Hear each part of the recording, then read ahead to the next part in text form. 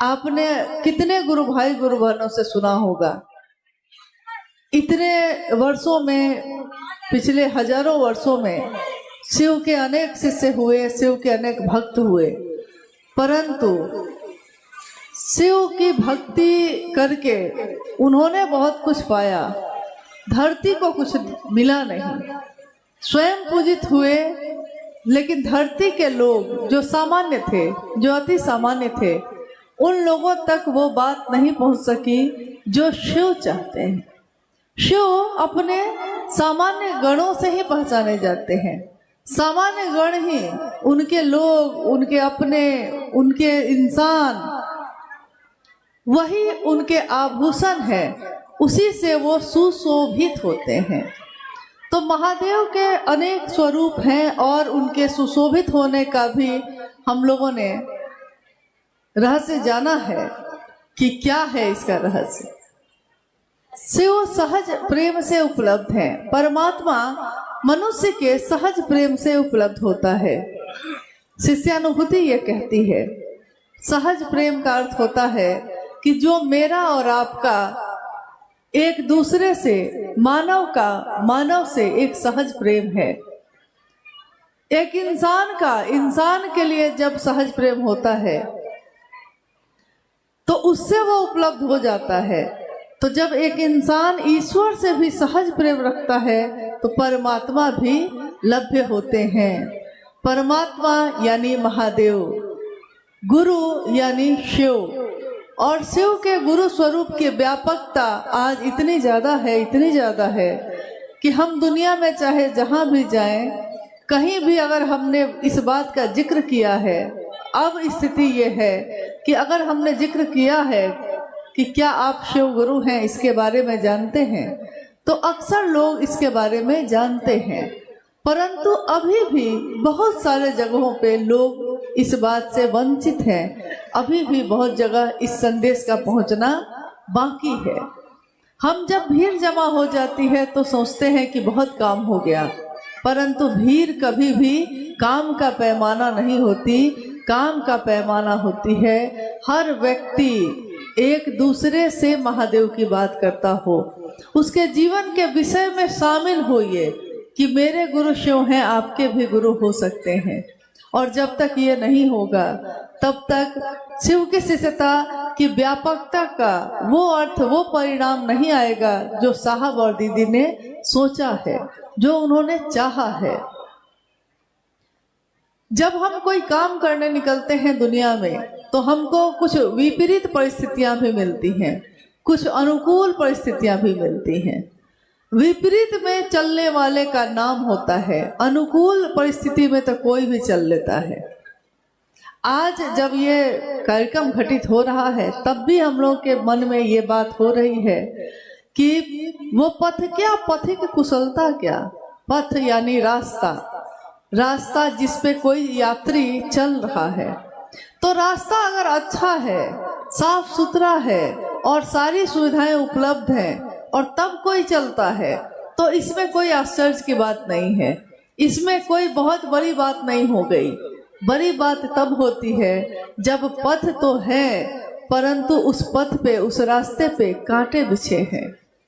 पथ क्या, पथिक कुशलता क्या, जिस पथ पे बिखरे सूल न हो, कांटे न हो, और अगर कांटे बिछे हैं और तब भी रास्ते पे चलने का हुनर आपने सीख लिया है तो पथिक की कुशलता कही जाती है। वो नाविक क्या, नाविक की धैर्य कुशलता क्या, जब धाराएं विपरीत न हो।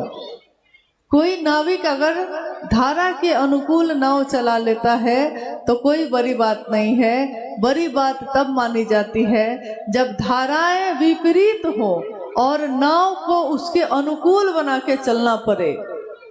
वैसे ही आज का ये कार्यक्रम भी है, क्योंकि जब से यहाँ का ये कार्यक्रम तय हुआ है तब से कितनी बातें हुई और आज भी जिस स्थिति में सब कुछ अनुकूल होता चला गया, महागुरु महादेव की असीम दया से, ये गुरु की दया से ही संभव हो सकता है। आदमी के बस की ये बात नहीं है।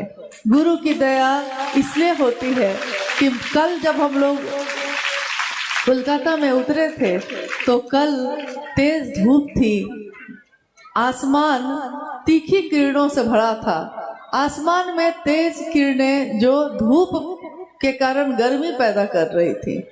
और आज इस मैदान में पंडाल नहीं है तो देखिए धूप ने भी अपनी तपिश कम कर ली, बादल छा गए हैं। तो ये महादेव की असीम दया से ही संभव होता है।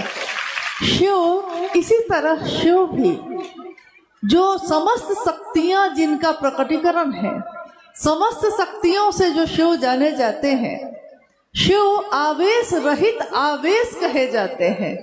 आवेश रहित आवेश का अर्थ होता है कि समस्त आवेश है, सारी ऊर्जा का अक्षय स्रोत है वो, परंतु शिव आवेश रहित आवेश पैदा करके आपके हमारे लिए इतना अनुकूल हो जाते हैं, इतना नीचे स्तर तक आते हैं ताकि हम इंसान जो शिव से इतने दूर हैं उनको छू सके, उनको महसूस कर सकें। महादेव अगर अपनी समस्त शक्तियों के साथ आ रहेंगे तो शायद हम उनके इस चमक में, इस दमक में अपनी आंखें खोल भी न पाएं। इन पांचों ज्ञानेंद्रियों से उस शिव का दर्शन नहीं हो सकता। शिव का दर्शन करना होगा तो हृदय के पट को खोलना पड़ता है। मन का भाव ही शिव को का दर्शन करा सकता है, कर्मकांड नहीं करा सकते, आडंबर नहीं करा सकता। और जितनी भी विधियां हैं जो ज्ञान और पूजा पाठ की मानी जाती हैं, लेकिन जब दर्शन करना होता है तो हम मंदिर की मूर्ति के सामने जाकर भी अपनी आंखों को बंद कर लेते हैं। क्यों बंद कर लेते हैं? क्या मूर्ति को देख के दर्शन नहीं हो रहा? होता है, परंतु उस मूर्ति में भी, उस पत्थर की मूर्ति में भी चैतन्य उतर जाता है। अगर मेरा हृदय व्याकुल होकर पुकारता है शिव को, अगर मेरी आंखें बंद हो और मेरा अंतर व्याकुल होकर पुकारता है शिव को, तो शिव का दर्शन होता है। इन बंद आंखों के अंदर होता है। खुली आंखों से जिसको हम नहीं देख पाते उनको अपने अंतर में देखते हैं। कहना है जो सब कुछ कह लो और अंतर पीरा धीरे से खोलो। शिव से जो चाहते हैं सो कह सकते हैं। अपने अंदर की पीरा को, अपने सुख को, अपने दुख को जो कहना चाहते हैं शिव को कह सकते हैं। शिव सबकी सुनते हैं। वो हमारे ऐसे शिव हैं जो बड़े करीब से गरीब की सुनते हैं, बहुत करीब से। मन, हमारा मन अगर सत्य गुरु का, अगर शिव के गुरु स्वरूप का सानिध्य लेगा, तो मेरा मन अगर शिव का सानिध्य लेता है तो शिव इस चैतन्य, इस चेतना और इस काया दोनों की चिकित्सा करते हैं। कोई डॉक्टर सिर्फ काया का, सिर्फ शरीर की चिकित्सा कर सकता है, परंतु शिव वैद्यनाथ के भी वैद्यनाथ हैं, महावैद्यनाथ। वो हमारे मन के भी चिकित्सक हैं। तो सिर्फ मन की ही नहीं, तन और मन दोनों की चिकित्सा शिव करते हैं। और हमारे गुरु स्वरूप के बारे में, जब शिव के गुरु स्वरूप के बारे में हम आप किसी को कहते हैं, वो पूछता है क्या करना होगा, तो हम लोग कहते हैं कि शिव को गुरु बना के ज्यादा कुछ नहीं करना है भैया, 3 सूत्र तो करना है। कहते हैं सूत्र क्या होते हैं? सूत्र का अर्थ क्या है? आपने देखा होगा कि हमारे छोटे छोटे बच्चे जब पढ़ाई करते हैं तो गणित में वो सूत्र यानी फॉर्मूला, उसी पे आधारित होकर अपने मैथ को, अपने गणित को बनाते हैं। अगर सूत्र पता है, फॉर्मूला पता है, तो उस पे कठिन से कठिन गणित भी उसी फॉर्मूला से, उसी सूत्र से हल किए जा सकते हैं। हमारे जीवन की जितनी आपाधापी है, हमारे जीवन की जितनी पीड़ा है, उस पीड़ा को भी अगर हम उस सूत्र में ढाल देते हैं, महादेव से दया मांगने में, महादेव की चर्चा कहने में और सुनने में और महादेव को प्रणाम करने में, तो शिव मेरे मन की पीड़ा को हर लेते हैं। यूं ही शिव को नहीं कहा गया हर हर महादेव, यूं ही नहीं कहा गया है जागा जागा महादेव। शिव हमारे पीड़ा को हर लेते हैं और मेरे मन में अपने शिवत्व को जगाते हैं, जागृत कर देते हैं। इसीलिए हमने शिव को पुकारा है। महादेव के अनेक स्वरूप हैं और आपने शिव के जगत गुरु स्वरूप से अपना जुड़ाव किया है। हम सब जब शिष्य बन के चलते हैं, अपने हृदय में शिष्य का भाव लेकर चलते हैं, तो धरती के लोग कुछ और समझते हो या ना समझते हो, इतना जरूर समझने लगते हैं कि ये व्यक्ति शिव का तो है कहीं ना कहीं। और अभी आपने सुना, अनु भैया अभी बोल रहे थे कि सही बात है कि जब वो गुरुवान आई गीत गाने, भजन गाने, तो हम लोगों ने सोचा कि पता नहीं कैसा गाएंगे। सही बात है कि हम लोगों को ऐसा कभी सोचना नहीं चाहिए, क्योंकि वो किससे क्या करवाएंगे कौन जानता है। हम अहंकार में, अभिमान में सोचते हैं कि हम करेंगे, और महादेव ऐसे व्यक्ति को खड़ा करके अपना काम करवा लेते हैं जिसके बारे में आपने सोचा ही नहीं होगा कि वो करेगा भी ऐसा। तो ऐसे लोग हैं, खड़े हैं, चल रहे हैं। शिव की शिष्यता में, आदि गुरु की परंपरा में बहुत सारे लोग आए और गए। शिव के भक्त भी बहुत सारे आए। आदि शंकराचार्य ने लिखा और उन्होंने बहुत भारत का पूरा भ्रमण किया। उस समय उन्होंने 4 मठ की स्थापना भी की। उनकी लिखी बहुत सारी चीजें हैं, लेकिन आदि शंकराचार्य ने लिखा कि एक युवा गुरु बैठे हैं। गौर कीजिएगा, उन्होंने गुरु के साथ युवा लगाया है, क्योंकि शिव नित्य नवीन है। सधोजात भी उनका एक नाम है। सधोजात का अर्थ होता है जो अभी अभी पैदा हुआ हो, यानी शिव कभी पुराने होते ही नहीं है। एक युवा गुरु बैठे हैं और उनके सामने वृद्ध शिष्य बैठे हैं।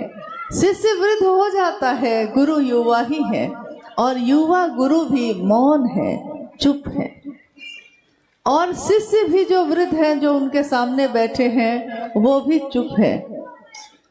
परंतु गुरु के मौन से ही, गुरु के चुप रहने से ही शिष्यों के मन का सारा संशय विनष्ट हो रहा है।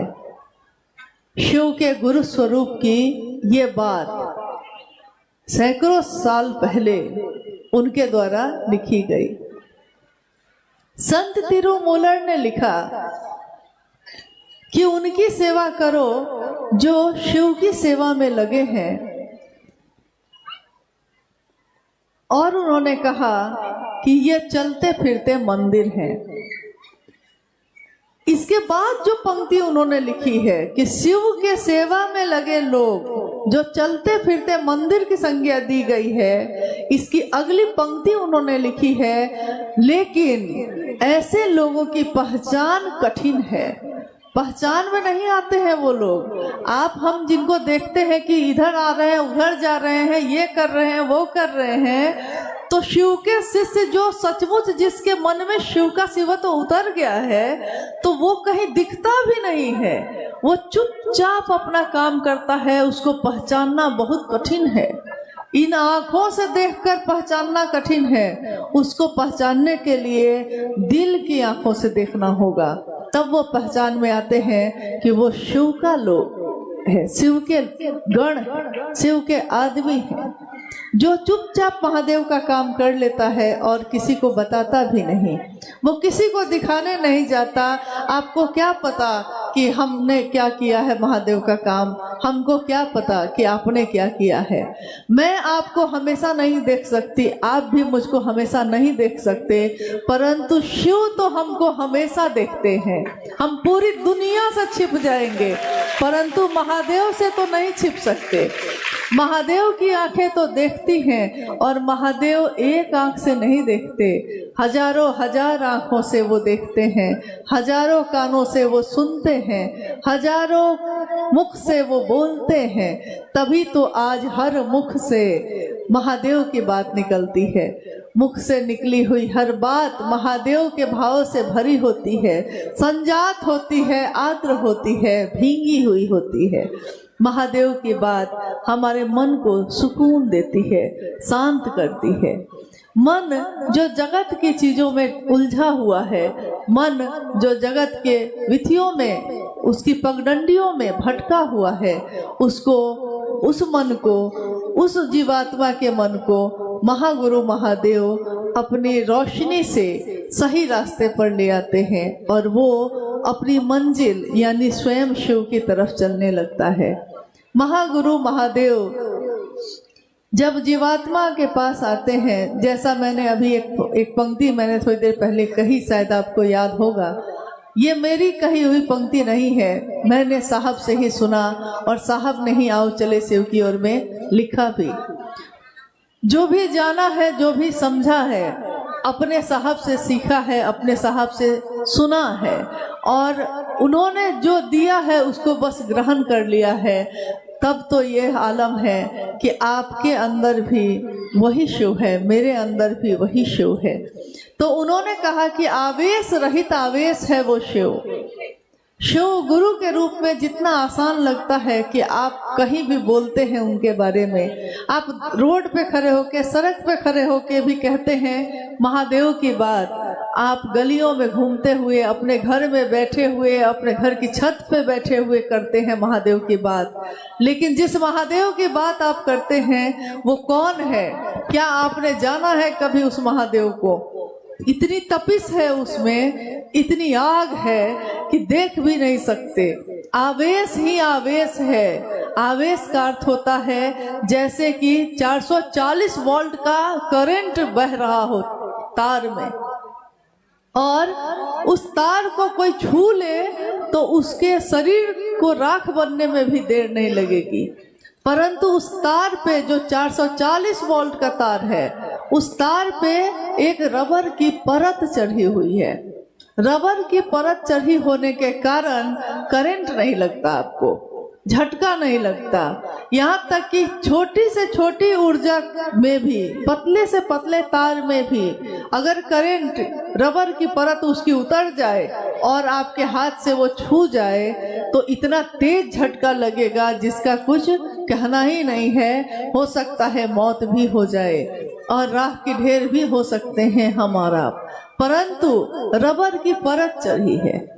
शिव जो सभी देवताओं के देवता हैं, जो गुरु के भी गुरु कहे गए, जो काल के भी महाकाल कहे गए, काल भी जिनके आगे झुकता है, काल भी जिनसे डरता है। डर को सबसे डर लगता है, सबको डर से डर लगता है, परंतु डर को भी जिससे डर लगता है वो है महादेव। तो डर को जिससे डर लगता है वो महादेव मेरे और आपके गुरु हैं। ये साधारण बात नहीं है, ये मामूली बात नहीं है, ये एक ऐसी बात हो गई जो आज तक इस धरती पे कभी हुई ही नहीं। और आपने गौर किया कि किनके कारण हुई? क्या मेरे शरीर में ये ताकत है, आपके शरीर में ये ताकत है कि बिजली की करंट दौड़ जाए और आपका शरीर संभाल ले उसको? एक साधारण मानव के शरीर में यह ताकत नहीं हो सकती, परंतु साहब श्री हरिनानंद जी के मानव तन में, उस शरीर में, जिस शरीर के लिए कहा गया कि मरणशील ये काया है, अमर आत्मा है मरणशील काया, ये काया जो है, ये शरीर जो है, इसकी मौत होती है, परंतु उस जीवात्मा की, उस दिव्यात्मा की मौत नहीं होती जो उस मानव तन में रहते हैं, फिर निकल जाते हैं, फिर संचरित होते हैं। तो साहब श्री के उस मानव तन में शिव के प्राण मंत्र का संचरण हुआ। नमः शिवाय। नमः सांसों के साथ आया और हवा के झोंके के साथ आया हुआ सांस में चढ़ा, सांसों से फिर उतर गया शिवाय। नमः और शिवाय यानी शिव का प्राण मंत्र ये किस मानव तन में आया? न मेरे शरीर में आया, न आपके शरीर में आया। ये आया साहब शिव के शिष्य साहब हरिनानंद जी के शरीर में, उनके श्वासों के साथ आया।